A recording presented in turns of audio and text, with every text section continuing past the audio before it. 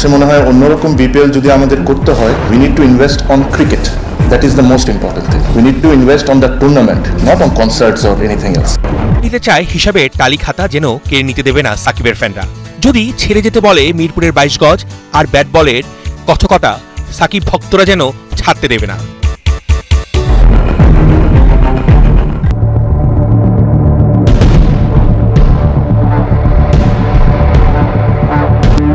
প্রায় এক যুগ পার করে ফেলেছে বাংলাদেশ প্রিমিয়ার লিগ। প্রতি বছর কোনো না কোনো চমক রাখার চেষ্টা করে ক্রিকেট বোর্ড, কিন্তু আফসোস ডিজিটাল দিকগুলোতে এখনো বেশ পিছিয়ে বিসিবি। 11তম আসর শুরু করতে যেও একটা ওয়েবসাইট নির্মাণ করতে সক্ষম হয়নি তারা, অথচ এই ফ্র্যাঞ্চাইজি টুর্নামেন্টকে প্রায়ই আইপিএল এর সাথে তুলনা করা হয়।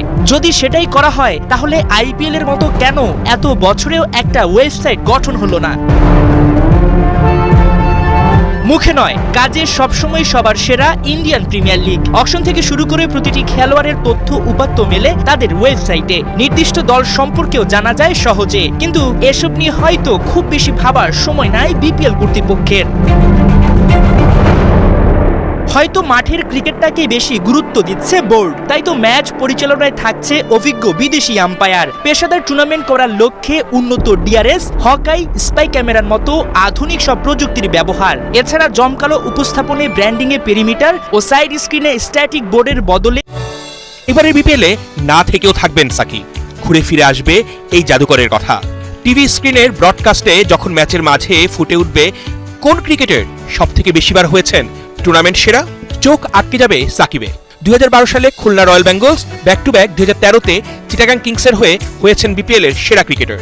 2019 সালে সবাই দেখেছে ঢাকা ডায়নামাইটসের হয়ে সাকিবের ঝলক। 2022-এ আবারও বিপিএল এর সেরা হয়ে প্রমাণ করেছেন সাকিবরা সহজে হারায় না। বিপিএল এর এই দীর্ঘ পথ চলায় সেরা বোলিং পরিসংখ্যানটাও কথা বলছে সাকিবের পক্ষে। অবস্থান তার সবার উপরে। 113 ম্যাচে 6.49 ইকোনমিতে বল করে নিয়েছেন 149 উইকেট। সাকিবের পরে রুবেল, তাসকিন, মাশরাফি, মোস্তাফিজ। দেশসেরা অলরাউন্ডার বলে কথা। যখন বিপিএলে যেই দলের জার্সি গায়ে জড়িয়েছেন, ব্যাটিং বোলিংয়ে রেখেছেন অবদান। সাকিব মানেই যেন ফ্র্যাঞ্চাইজি, সতীর্থ আর সমর্থকদের কাছে আস্থার নাম।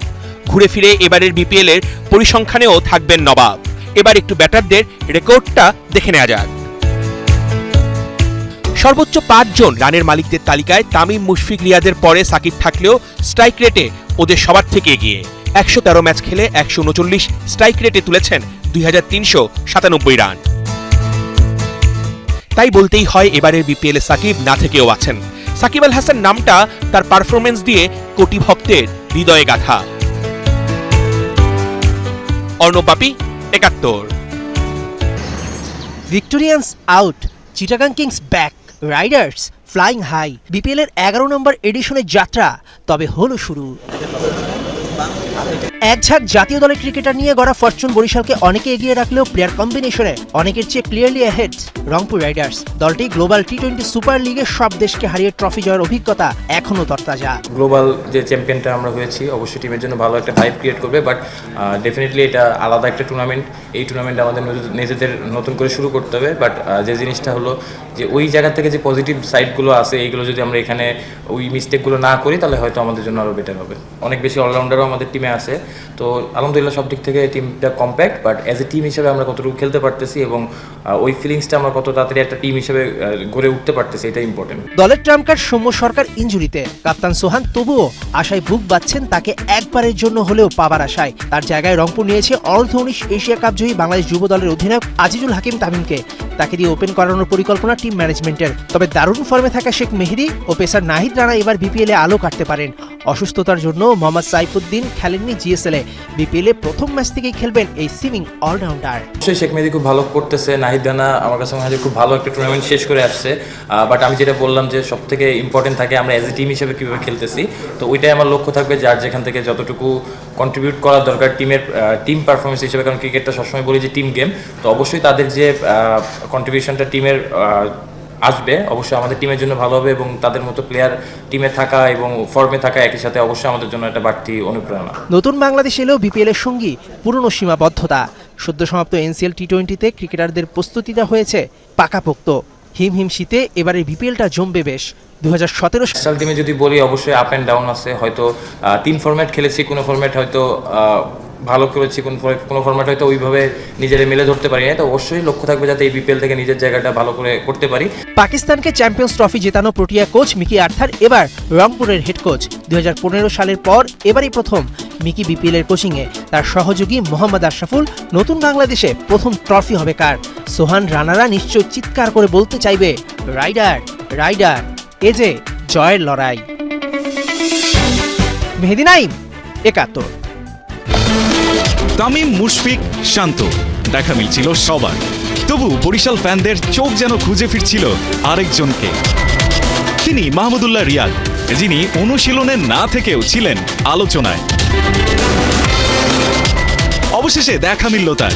গা গরমের সময়টাতে মিরপুরের হালকা রোদ যেন মিষ্টি হাসি হয়ে ফুটেছিল তার মুখে। এমন নির্ভর রিয়াদকেই তো দলে চাইবে বরিশাল।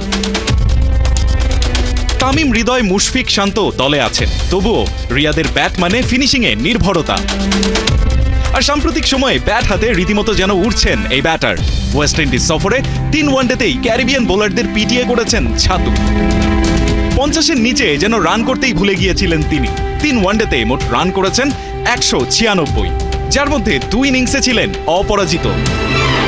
তার আগে আফগানদের বিপক্ষে শেষ ওয়ানডেতে মাত্র 2 রানের জন্য করেছিলেন সেঞ্চুরি মিস। রিয়াদের মতো এমন অভিজ্ঞ ব্যাটারের ব্যাটে রান বন্যা নিঃসন্দেহে স্বস্তিতে রাখবে ডিফেন্ডিং চ্যাম্পিয়ন বরিশালকে, প্রশস্ত করবে তাদের শিরোপা ধরে রাখার রাস্তা। মাশরাফি বিন মুর্তজার অবস্থান এবারের বিপিএলে কোথায়? তিনি কি আনফিট? রাজনৈতিক পরিস্থিতি বিবেচনায় এবং মাথার ওপর মামলার খড়গ ঝোলায় দেশের সবচেয়ে বড় টুর্নামেন্টে তিনি কি আনঅ্যাভেলেবল, নাকি অন্য কোনো কারণে স্রেফ সময় নিচ্ছেন? এই সব প্রশ্নের বাইরে যেটা জানা সবচেয়ে বেশি জরুরি তা হলো এবার ম্যাচ আদৌ খেলবেন কিনা। ফিটনেস ইস্যুতে 22 গজে নামতে না পারলেও অন্তত সাইডলাইনে এসে বসবেন কিনা, সেটাও তো বড় প্রশ্ন। এই টিমের অতপ্রত অংশ হচ্ছে মাশরাফি, এবং আমরা ডিপেন্ড অন সিচুয়েশন, ও কি ফিল করতেছে, ফিটনেসের অবস্থা কি, কথাবার্তা তো চলতেছে ওর সাথে, বাট ডিপেন্ড অন সিচুয়েশন কি হয়। এমন অনিশ্চয়তাই যদি থাকবে, মাশরাফি যদি আনঅ্যাভেলেবলি হবেন, তবে সেটা সবার জানার কথা অন্তত ড্রাফটের আগে। কোন ক্রিকেটারকে কত দিনের জন্য পাওয়া যাবে সেটা জেনেই ড্রাফট টেবিলে বসা যে কোনো ফ্র্যাঞ্চাইজি লিগের ক্ষেত্রে পরিচিত পেশাদারি চর্চা। তবে বিসিবির সাজানো প্লেয়ার্স লিস্টের বি ক্যাটাগরিতে থাকা ম্যাচকে নিয়ে তেমন কোনো বার্তাই ছিল না। নিজেদের দ্বিতীয় ডাকেই তাই মাশরাফিকে টেনেছিল চা বাগানের শহর।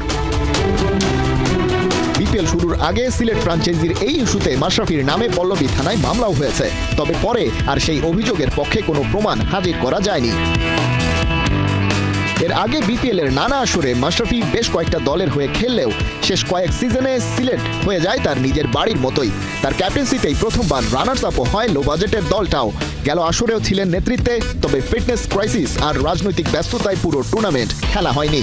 তবে এবারে ম্যাচ দলে থাকছেন না, সেটা ধরে নিয়েই এগোতে হচ্ছে সিলেট ম্যানেজমেন্টকে। অকশন থেকে যাদেরকে নিয়েছি তারা সবাই অ্যাভেলেবল ছিল, এক্সেপ্ট মাশরাফি ছাড়া। আর আমাদের ফরেন প্লেয়ার আজকে 2জন ছিল, 2জন হোটেলে অলরেডি চলে আসছে, আর বাকিরা অন দ্য ওয়ে।